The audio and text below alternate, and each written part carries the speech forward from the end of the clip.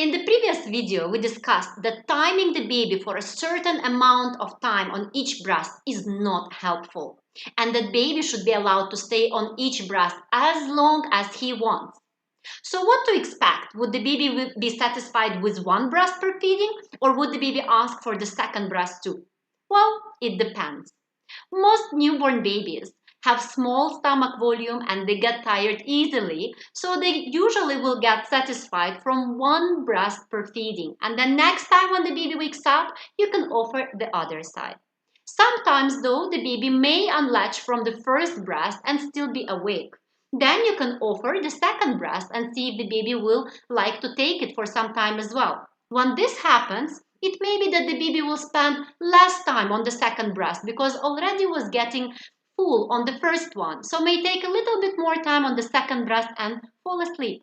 Then next feeding, you can start from this breast again because it wasn't as emptied as the breast on which the baby started in the previous feeding.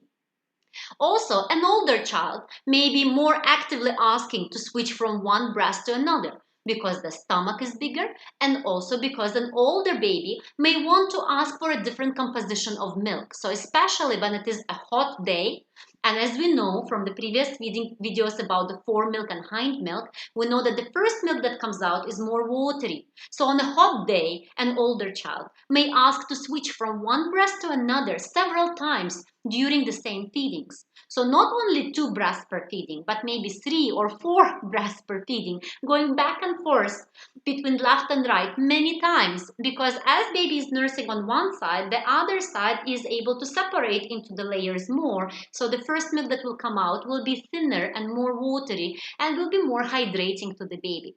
So really, whether the baby takes 1 breast or 2 breasts per feeding depends on the situation, on the needs of the child, on the environment around us, and how comfortable the baby is with the current flow and the taste of milk, because we do also have different flow and different taste in each side of the breast.